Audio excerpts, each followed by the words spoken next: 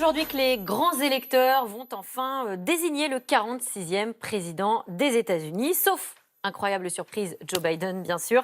Mais alors, qui sont ces grands électeurs? Comment fonctionne ce qu'on appelle le collège électoral, un système si différent de ce qui existe en France? Et pour nous éclairer, vous, Laurence Nardon, bonsoir. Bonsoir. Vous êtes chercheuse spécialiste des États-Unis à l'IFRI, l'Institut français des relations internationales. Alors, 81 millions de voix pour Joe Biden, 74 millions pour Donald Trump.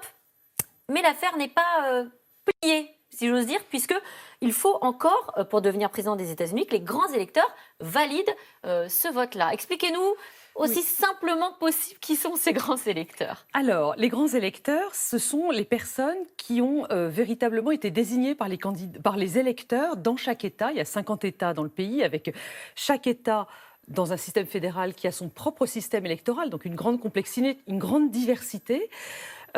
Chaque État, donc, désigne des grands électeurs. C'est ce qui s'est passé le 3 novembre dernier.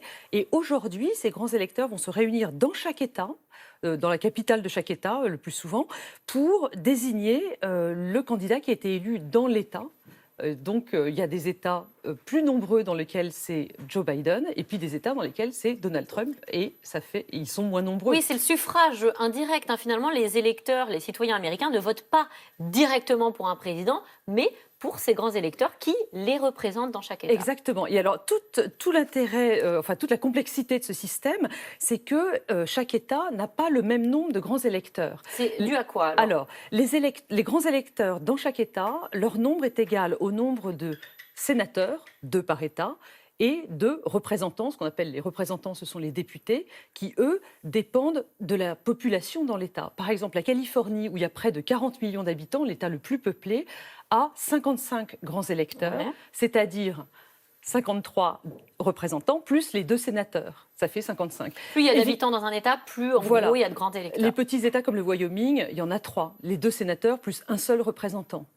Quel profil, quel type de grands électeurs? Ce qu'il faut bien comprendre, c'est que ce ne sont pas les vrais députés et sénateurs des États, ce sont d'autres personnes. C'est juste le nombre qui est égal. Ils sont nommés par les partis? Oui, chaque parti établit une liste de fidèles, enfin de VIPs du parti. Ce n'est pas forcément des élus, ça peut être des responsables locaux. Des grands donateurs. Des grands donateurs, des gens dans lesquels ils ont confiance. Donc pour reprendre l'exemple de la Californie, le Parti démocrate en a désigné 55 et le Parti républicain aussi en a désigné 55 de son côté. Comme ce sont les démocrates qui ont gagné en Californie, ce sont les 55 grands électeurs désignés par le Parti démocrate de Californie qui se réunissent ce soir à 17h à Sacramento, la capitale de Californie, pour désigner, en l'occurrence, Joe Biden. 17h, heure américaine. Oui, bien sûr. Est-ce qu'il peut y avoir un revirement de situation, puisque là, on donne évidemment tous Joe Biden gagnant. Est-ce qu'un grand électeur ou des grands électeurs peuvent soudainement changer d'avis et finalement voter pour le candidat adverse? Théoriquement, oui, mais c'est de la politique fiction, si vous voulez. Les grands électeurs, ils sont désignés par les partis parce qu'on sait qu'ils sont fidèles au parti. Jamais ils vont aller voter pour l'autre candidat. Ça ne se serait jamais... Enfin, ça s'est déjà vu dans des circonstances extrêmement improbables. Ça s'est vu au XIXe siècle, une fois où le candidat élu était malheureusement décédé avant le jour de la réunion des grands électeurs, donc ils s'étaient mis d'accord pour voter pour le suivant du même parti, si vous voulez. Mais sinon, il y a une sorte d'engagement moral, ça que vous dites, c'est-à-dire que théoriquement c'est possible, légalement c'est possible, mais il y a un engagement moral, c'est fait sous serment, c'est ça? Et du coup, ils doivent porter la voix de leurs électeurs, de leurs citoyens. Il y a un engagement moral, c'est très clair. D'un point de vue juridique, là encore, ça dépend des États. Il y a 34 États, 33 plus le district de Columbia, dans lesquels la loi de l'État interdit aux grands électeurs de voter pour un autre que celui pour lequel ils ont été désignés. Donc, et encore, il n'y a pas beaucoup de sanctions. Pas de mauvaise surprise attendue. Cette fois-ci, pas de dissidents non plus. Non. Biden, donc, sacré président vraiment le 20 janvier. Ce sera ce jour-là qu'il sera chef de l'État. Ça ne s'arrête pas là, puisque en attendant, il y a une autre étape, un autre enjeu, c'est le Sénat. Le Sénat, pour le coup, doit encore pencher d'un côté ou de l'autre. On ne le sait pas encore. Oui, parce que cette année, il y a une particularité, c'est qu'il s'est trouvé que les 2 sénateurs de l'État de Géorgie étaient à réélire en novembre. Je ne rentre pas dans les détails, mais enfin, en gros, il se trouvait que c'était les 2 sénateurs de l'État qui devaient être réélus.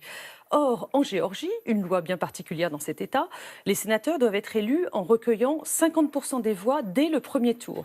Or, seconde spécificité cette année, le 3 novembre, les deux candidats, enfin les deux courses, les deux élections n'ont pas donné un vainqueur avec plus de 50% des voix. Donc aujourd'hui, les démocrates ne sont pas assurés de remporter le Sénat. Peut-être pour bien comprendre le Congrès aux États-Unis, on va voir cette infographie. Donc on a évidemment les deux chambres, le Sénat, 100 membres, et puis la Chambre des représentants, qui pour l'instant, qui reste du côté des démocrates. En revanche, du côté du Sénat, donc à deux électeurs près, ça pourrait basculer dans le côté républicain. Absolument, parce que le 3 novembre dernier, 50 sénateurs républicains ont été élus, 48 sénateurs démocrates ont été élus, et il reste ces fameux 2 sièges de Géorgie, pour lesquels il y a donc un second tour qui a lieu le 5 janvier prochain. Alors, ce n'est pas complètement certain quand même que des démocrates seront élus. Les candidats républicains sont aussi un peu au coude à coude avec eux. Il faut rappeler que le Sénat permet de voter des lois, nominer des ministres. De confirmer beaucoup de gens. De confirmer beaucoup de postes de secrétaires, donc de ministres, comme vous dites, mais aussi d'ambassadeurs. Les juges à la Cour suprême doivent aussi être confirmés par le Sénat, donc c'est un enjeu extrêmement important. Donc ça veut dire que si ça tombe dans l'escarcelle des républicains, les républicains auront un 52 versus 48. D'obstruction important. Ah oui, absolument. Quelles conséquences sur la politique de Joe Biden ? Écoutez, de toute manière, comme au Sénat, la plupart des lois doivent être votées avec une majorité spéciale de 60 sénateurs sur 100. De toute manière, 52 ou 50, ça ne va pas changer grand-chose. On sait que Joe Biden aura du mal à faire passer son agenda législatif parce que le Sénat lui mettra des bâtons dans les roues. Et alors donc si on tombe sur 50-50 ? Alors si on tombe sur 50-50, c'est le vice-président, en l'occurrence la vice-présidente, Kamala Harris, qui vient départager le Sénat lorsque les votes pour les lois sont à 50-50. Alors, en attendant ce 20 janvier, 4 semaines, Donald Trump est encore président. Oui. Est-ce qu'il a encore un pouvoir de nuisance ou des capacités aussi de prendre des décisions Oui, il reste complètement président jusqu'à l'inauguration de son successeur, l'investiture, le 20 janvier prochain, comme vous l'avez dit. Et son pouvoir de nuisance, aujourd'hui, il tient à tous les recours qu'il fait pour essayer d'invalider le succès de son adversaire. Et là, il faut quand même pointer... La plupart ont été refusés. Là, on a vu encore vendredi dernier. Même la Cour suprême a refusé un recours qui était lancé par le Texas contre les résultats dans d'autres États. Un truc incroyable dans un système fédéral. Et là, il faut s'interroger sur la psychologie ahurissante de Donald Trump, qui est dans le déni par rapport à sa défaite.